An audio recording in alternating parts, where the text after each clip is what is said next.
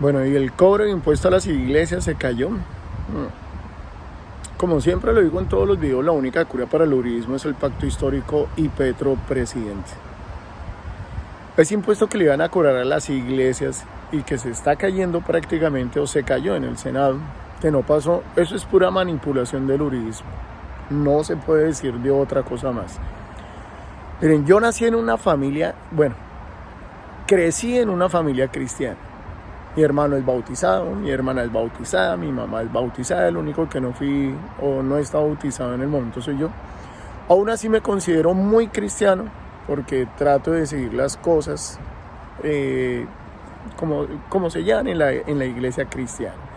Los sacramentos, todo, estar en comunión con Dios, que es lo más importante. No tiene uno que estar en una iglesia arrodillado, dándose golpes de pecho, llorando para decir, no, es que soy cristiano, no.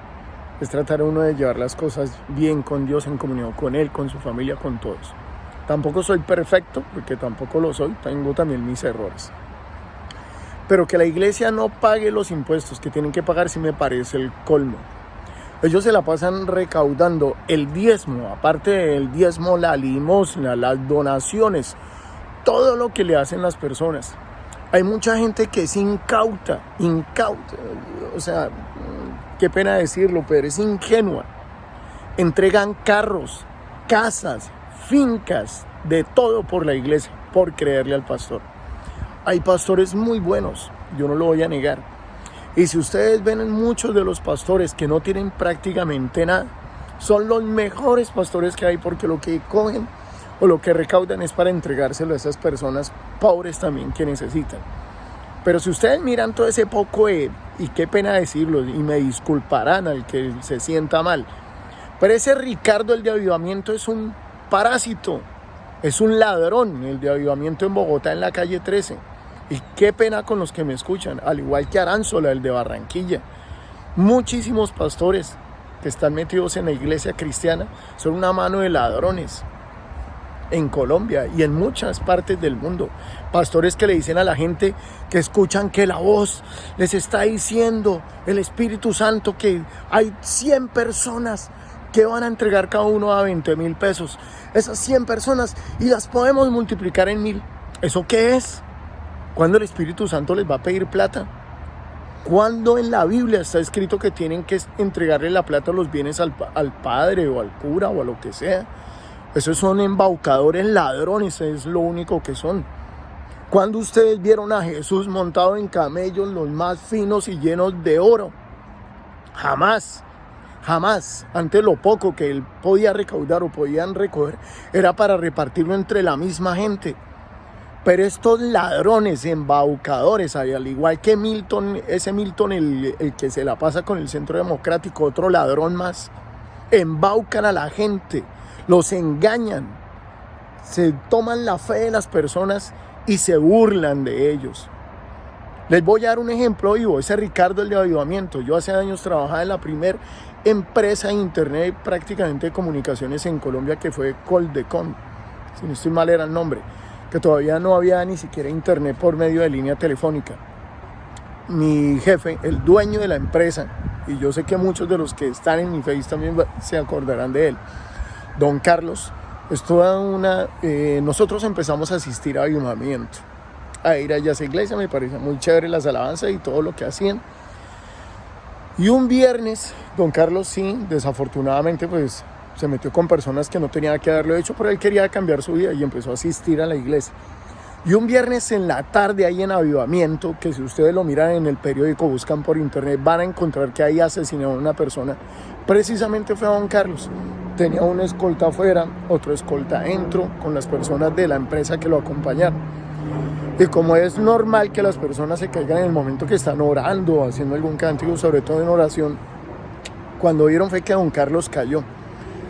Dentro de la iglesia lo asesinaron, lo mataron.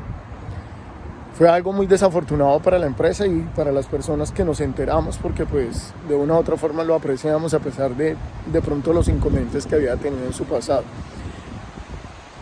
Pero lo que yo me refiero con esto fue que ese viernes, cuando pasó eso, el pastor Ricardo, en vez de parar el culto y decirle a todos que qué pena acaban de asesinar a una persona y que se acababa porque pues fue dentro de la iglesia, no, este descarado, cínico, un parásito que se alimenta de la fe de las personas, lo que hizo fue que le dijo a los feligreses, a ellos, que lo metieran dentro de una habitación porque el culto tenía que seguir, que era viernes de ofrendas, viernes de no sé qué, y lo único que él quería era recoger el diezmo.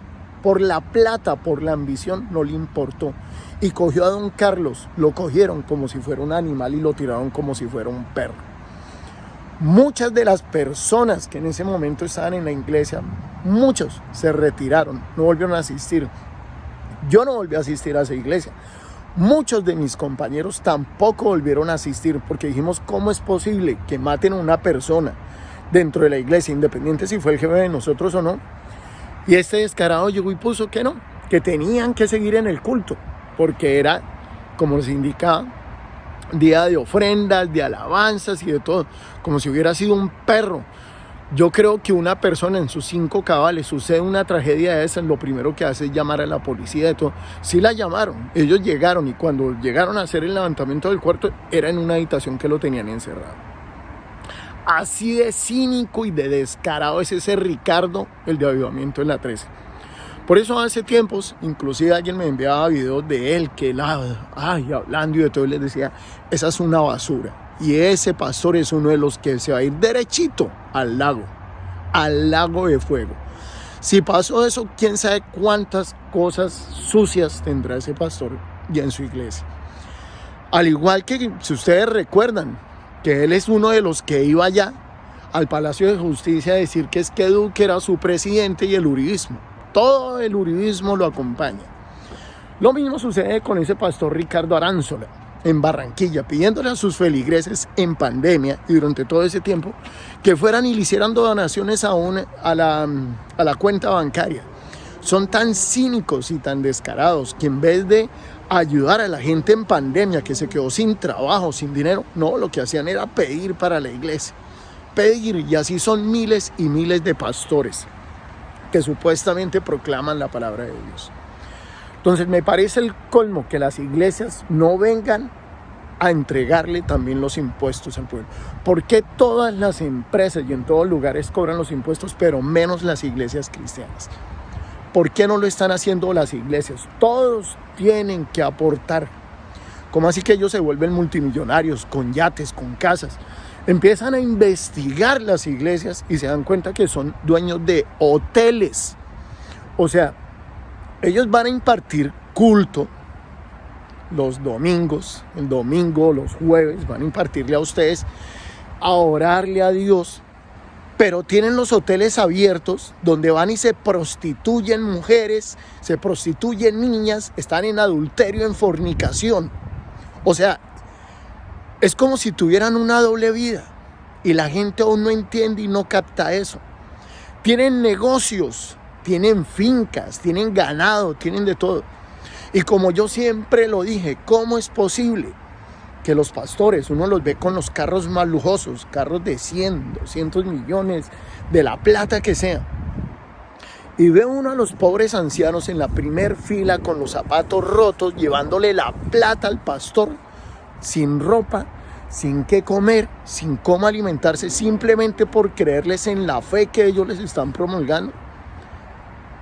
¿Por qué la gente no analiza y se pone a mirar y dice, venga, ¿cómo así? Yo entrego mi diezmo para que este pastor, supuestamente ellos hagan obras, y lo que ellos hacen es viajando en países, en yates, en barcos, comprando casas, comprando terrenos. ¿Para quién? Ese cuentico de que lo que usted da en la tierra lo ha reflejado en el cielo es mentira. Y como les digo, Jesús nunca hizo eso. A él le pudieron haber llevado oro, plata, haberle dado de todo. Y él aún así andaba simplemente con una túnica o con la vestimenta de él del pasado, y todo lo iba repartiendo entre las personas. Esa fue la enseñanza que dejó Jesús. Eso, entregarles al prójimo.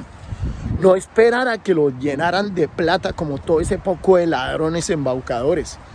O les hago otra pregunta. Juegan tanto con la fe de las personas, y como yo lo hice en unas publicaciones cuando empezó la pandemia y ellos empezaron a pedir plata, que por qué no salían más bien ahorita que estábamos con esa pandemia tan tenaz y salían a hacer milagros, que dónde estaba la fe de los pastores, dónde estaba la fe de ellos, que ninguno de ellos salió valientes a los hospitales y a las clínicas donde estaban personas llenas de coronavirus y empezar a hacer sanidad. ¿Dónde quedó la fe de ellos? ¿Dónde quedó la fe de esos pastores? Ahí es donde nos demuestran ellos que no eran sino unos ladrones y unos embaucadores. Porque en momentos en que la humanidad necesitaba sentir la mano de Dios por medio de ellos para hacer sanidad, ninguno de ellos salió a ninguna clínica, a ningún hospital, o muéstreme en un video donde ellos hubieran ido y hubieran dicho, ellos llegaron a esta clínica y sanaron a todos los enfermos. Todos se sanaron de coronavirus. Ninguno. Y la gente aún le sigue creyendo a estos parásitos, a estos zánganos mantenidos. Entonces sí es justo que así como le piden a la gente el diezmo, las limosnas, reciben donaciones, que ellos paguen los impuestos. Me parece el colmo, y como lo he dicho, yo soy cristiano. Y aunque no voy de seguido a la iglesia, pero soy cristiano. Y las enseñanzas de la Biblia y las enseñanzas de Cristo, de Jesús, de nuestro Dios, es totalmente diferente a lo que han hecho todos estos pastores. Y no solamente en Colombia, en todos los países del mundo, que se enriquecen a costilla de la fe de las personas. Entonces, obliguemos en nuestra política en Colombia a que ellos tienen que pagar y que los obliguen a pagar, que no sean más zánganos y que sigan viviendo del pueblo, porque ellos lo único que hacen es vivir de la fe de las personas, parásitos que se alimentan de la buena voluntad de cada ciudadano. Qué pena decírselos, pero es la verdad. Muchísimas gracias a todos y que tengan una feliz tarde.